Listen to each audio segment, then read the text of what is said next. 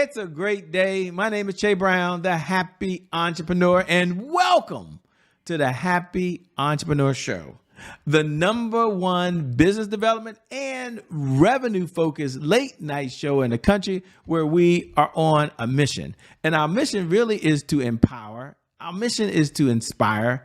And our mission at the end of the day is to provide you, that's right, you, the hard-working entrepreneur, with all of the resources that are necessary to execute that big vision you have for the people you would call to serve. And on this episode, we have the one and only Abhishek. He's in the building. He'll be talking really about global positioning and how elite CEOs can really extend their brand and extend their message and extend their community to solve so many problems all over the world. Whoa, what a big mission. What's going on, Abhishek? How are you doing, my friend? Thank you, Shay, for having me here. It's going good. How's it going with you? I mean, it's been 2 weeks, 2.5 weeks we met. Yes, Yes, we had a chance to meet. Right. And it's In the kind of Vegas. cool meeting folks because I don't get a chance to meet most of the folks I interview. I don't get a chance to meet, but I did get a chance to meet you in person, which was truly amazing. You know, for the CEOs who are watching now, the entrepreneurs, they've got one question on their mind, I'm sure. And they didn't tell me this, but I can hear them saying, Shay, what is global positioning? Like, can Abhishek give us his view of the world? What is global positioning and why is it so important in today's world? Well, what I think, Shay, about global positioning is it's far more than a marketing slogan or a logo. It is basically what I personally think about the blueprint of the resource allocation and infrastructure management. Because the way I categorize the global positioning in 3 ways. One is infrastructure, your office space, where your office is located. So these comes under the infrastructure part. I mean, thinking about you are based out in Silicon Valley. So obviously it kind of adds value or credibility to your business because those who are sitting at Silicon Valley or in the Singapore, I mean, they get recognized as one of the top businesses. Now, the second, the way I see it here is credibility. So when I talk about credibility, as in what kind of product or services are you focused towards? As in, like, are you focused towards a big giant like Apple, or are you trying to cater something around which fulfills the need of your customer? So that's how I see as a goal of the global positioning. I love how you And mentioned that. obviously, Keep going. yeah. Keep going. And obviously, one of the factor which I see here as the market composition, because what works in country A does not give guarantee that it is going to work in country. It is one of the major thing which we have to consider as a business owner when we try to scale our business as a globally. I love how you mentioned that. I love you talk about the importance of making sure you're thinking bigger and expanding. Take a moment because you're a CEO, and what makes you unique and different, at least in my opinion, is your ability to understand the tech side, but yet be focused on a global message, right? And it's kind of an oxymoron because most tech folks, you don't see them, right? They're behind some steel door somewhere. They don't talk to anybody, but yet you are seeing the bigger picture. Take a moment and talk about when did you realize you had to expand from just a local market? What was that moment? And you said, you know what? We've got to go outside the borders of where we are, our country, and reach a broader audience. That's a very fantastic question, and it reminds me my old days. I mean, when I was working with locally in the market, I was confused. The numbers were not compounding. So I thought like, okay, this is the limitation of where I am currently, and I think I need to expand more in order to compound the numbers. Leverage to expand globally. I like to expand globally. Take a moment if you can. And we're going to, ladies and gentlemen, we're going to talk about his background. I know some of you are meeting this gentleman for the very first time. He runs an organization. Some of you are reading his bio right now. So I get that. Some of you are already on the website trying to find this guy. Some of you want to know what is this whole thing, Fluxx, and what is that? And we'll get into the backstory in a moment. I like to slow down because he talked about branding and marketing. And for some of you, he said it's not just a logo. And your thoughts might have been, okay, Shay, can you take a moment and break down from a CEO perspective who's thinking globally, what's the difference between branding and marketing? And can you slow down and kind of talk about that for just a moment? Product company or as a service company, it helps you to, I mean, your customer speaks about yourself. That's called branding basically. And how does the branding do? By the help of different marketing tools, different marketing techniques.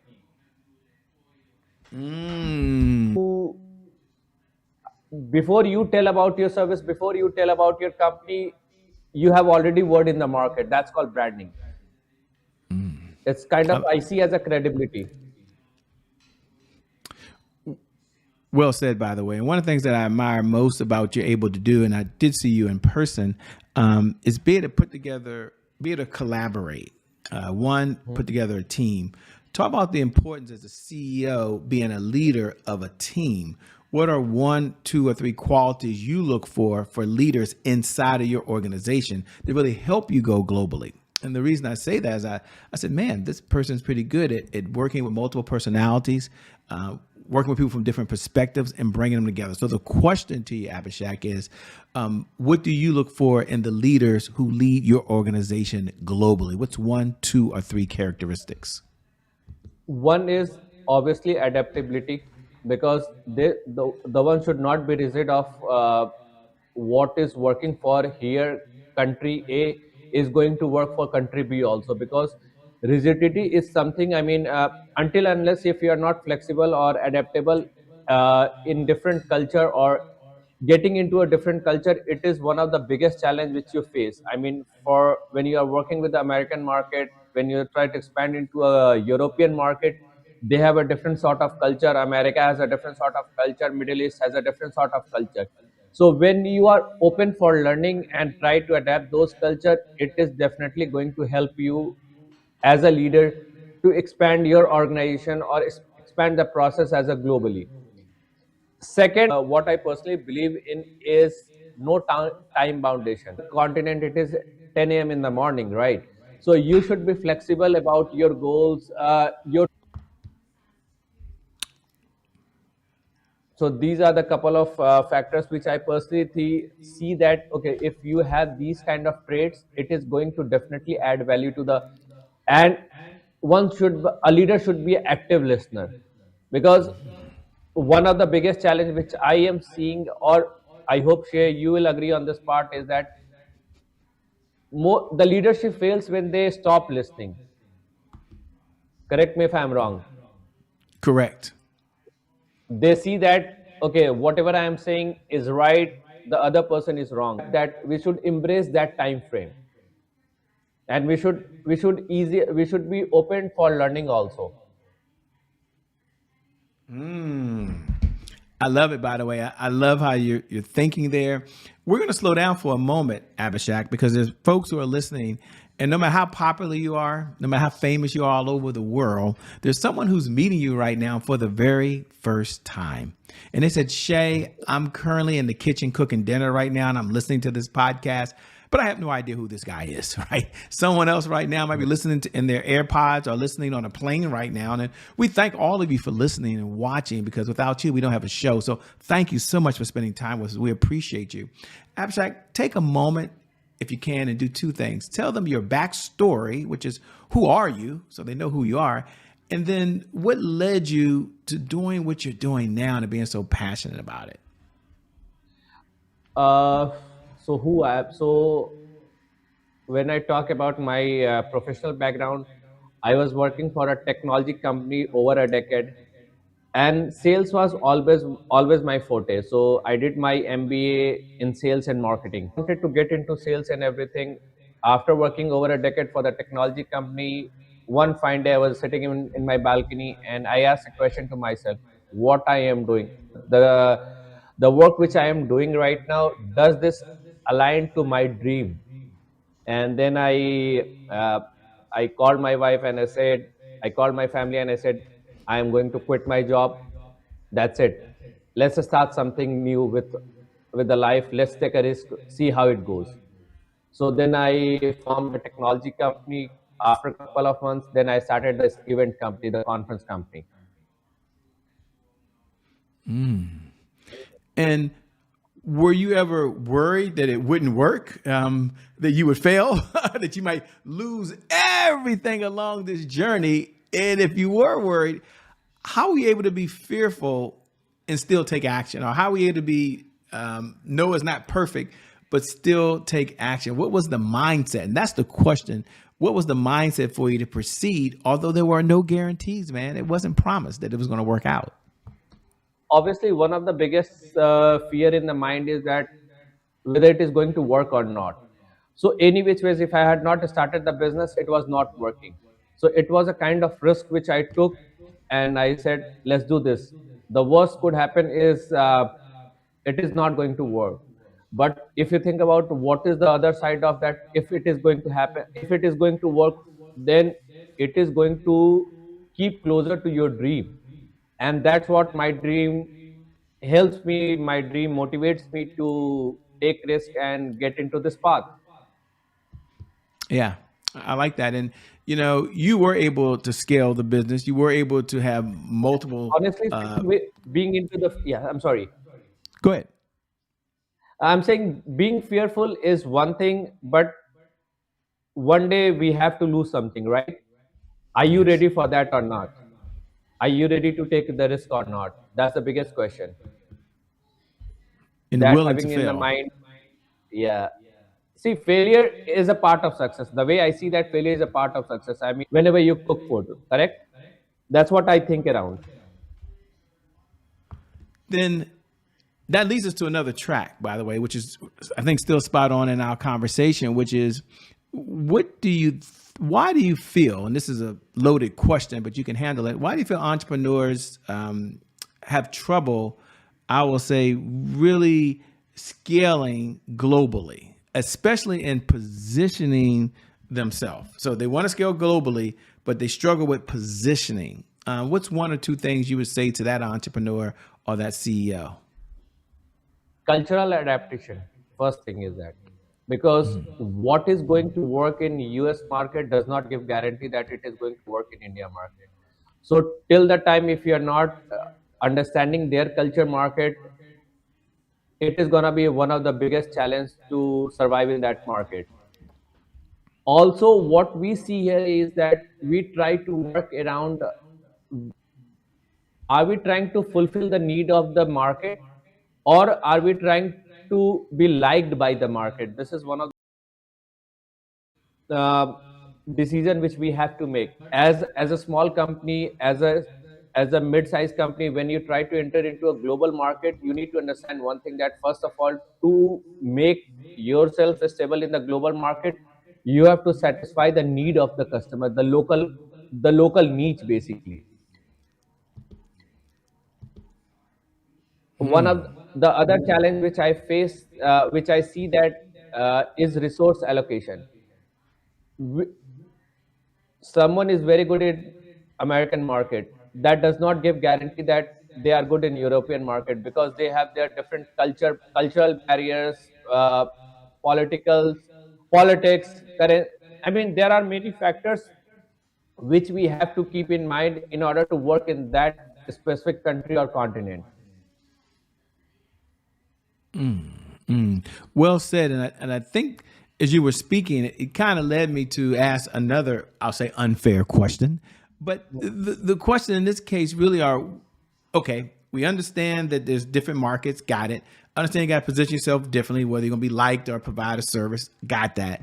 But if you were stepping back now, what you are, and you were speaking to the person right now and said, you know what, since I've done this, Shay, here are some of the pillars that I feel that as a CEO, if I was speaking to myself 2 years ago or 3 years ago, here are the pillars that I would say you need to have in place to make sure that you're more likely, can't guarantee success, I get that, but you're more likely to grow and scale globally. What are some key pillars that you would mention?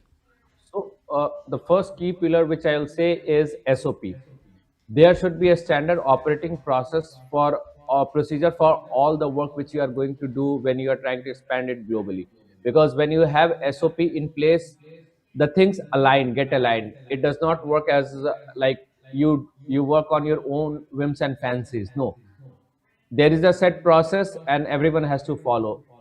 And that's where most of the big organizations are successfully have successfully captured the global market, because they have the SOP in place. Second is, what I think about is cultural understanding, because when you understand their culture, it kind of gives you a bandwidth to understand that market also.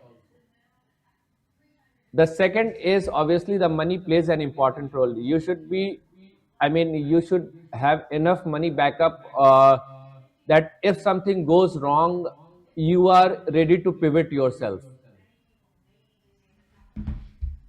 And one of the factor which also I consider as market fit product, which I mentioned in my earlier conversation, that you need to make sure, you need to choose first that do you want your product to be liked, or is it going to fulfill the need of your local customers.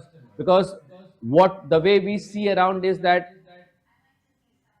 when you enter into a global market, we have to fulfill the local needs, because the majority of the local customers are high. And once they like your product, it kind of give you a bandwidth that, okay, now their your product is fulfilling their needs. Now you can go ahead and create something that is being liked by your major mass or major population. Spot on, man. Spot on. And as you were speaking, two things come to mind for me. Number one, you keep saying you can't do this alone. You talked about leaders earlier. I want to Yes. revisit that if we can and talk about when you're looking to collaborate. And collaborate, for those that are listening right now, means, okay, as a CEO, he says, I'm not going to hire someone maybe inside my company, but I'm going to collaborate with someone else who might be in that market, or collaborate with someone else who has a skill set. What are, and I keep putting numbers on it, but you don't have to give the numbers, but what are one, two, or three things you look for with a good collaboration partner? Let's say you're here and I want to scale in country B, but I got to collaborate with someone over in that country. What's one or two things you look for in a collaboration partner? I understand what you look for in a leader, and maybe they're the same, I don't know. But what do you look for when you're looking to collaborate with someone else? Someone who understands the market very well first, someone who knows that, okay, the product or the service which you are trying to get into a country B market is going to fulfill the need of the customer. The third is, they are ready, they your thought and their thought align to each other. Yeah, these are the two or three factors which I personally see that, okay, when you go ahead and look for a collaboration, the person should be of knowing the market fit product, understand the segment, understand the country, understand the population. And that's where that gives you a bridge that, okay, now you are good to climb into a country B or country, whichever the where you want to expand your business globally. Got it. And before we get into something that you're involved in, another organization, Fluxx, for those that keep hearing us talk about it, you might say, Shay, you're going to take a few minutes to talk about that. Yes, we will in just a moment. But if you were stepping back saying, hey, Shay, in the next 12 months, I'm ready to move with precision. I got it. He said a whole lot. If he had to summarize and say, hey, here are the moves to make in the next 12 months, like, okay, maybe you're just tuning in. Thank you so much. And I encourage you to go back and watch the replay. I encourage you to go back and listen at the very beginning. But if you are tuned in right now, I want you to lean in as I ask him the question to say, hey, here are some moves you should make in the next 12 months. Very precise moves. What would you say to that CEO right now? It's like, got my attention. What are they? Well, you need to understand one thing, that you are not expanding your business. You are scaling up or you are establishing a system which is going to work in multiple countries. So this is the first thing which you have to always keep in mind, because when you are trying to establish a system, it comprises of multiple things: the language challenge, the cultural challenge, economy, geopolitical issues, so product requirement. So we need to keep these factor in mind, as where when you are trying to expand your business globally, these are the couple of factors which you need to keep in mind. before getting into that market. And one of the major thing which I personally see around that, the sales cycle should be shorter. The money should get revolved, because money is something that helps you to expand, that gives you a power. Love it, man. I love your energy. You have a heart to give. You have a heart to serve. Take a moment to talk about Fluxx, Fluxx. For those folks that are watching, I know you probably look below and you'll see his bio, but fluxxevents.com is what I'm asking about. What's the backstory? How did fluxxevents.com get started? At most of the way I see Fluxx is a place to provide a network place basically, and also it is a platform for recognition. I see that most of the areas, most of the small industries, they get unnoticed because they don't have the bandwidth to come forward. I mean, when you talk about technology, when you talk about AI, when you talk about cybersecurity, everyone is talking about these. But there are some industries which are very, they are niche in the market, right? They have a small bandwidth. But it does not mean that they are not contributing to in the growth of the society. So as a Fluxx, what we see as to bring them forward, to bring them forward so that they also get recognized. And I see recognition is one of the factor which helps you to grow more than motivation. I see that recognition, when you get recognized for your work, it gives it a energy, a kind of electrifying energy comes to you, and you start contributing more. So that's where one of the major factor which pushes me to start Fluxx. And also it gives you a place for networking, because I read it somewhere and it was quoted in a very short form that your network is your net worth. It does not mean that how much money is in your bank account is your network is going to define. That's how I see that. So again, this is one of the platform wherein you get an opportunity to do networking with the right kind of people, with right set of mindset. And I will put a stamp of approval on And that, by the way. yeah, one is fluxevents.com, another one is uh, uh, spread out the knowledge about what is happening in the world with the technology change, with changes in each and every segment. That's where we are trying to work around, trying to Wow. get good speakers around the world, and they can go ahead and share their experience, which helps other entrepreneur or other CEOs to grow. Yeah. Said so well. Thanks for all you do. I put a stamp of approval on it. For those folks that are hearing about fluxxevents.com for the first time, I suggest you go out there, check it out for yourself. You'll see that what he's been speaking about today is true. He's important about the positioning, about the message, about the recognition. What I like most about it, you can go see it for yourself. This is not some pie in the sky dream that he's talking about. It's literally happening. What does success look like for you these days? It has nothing to do with what we're talking about. Ladies and gentlemen, we're almost done. We're coming down the home stretch.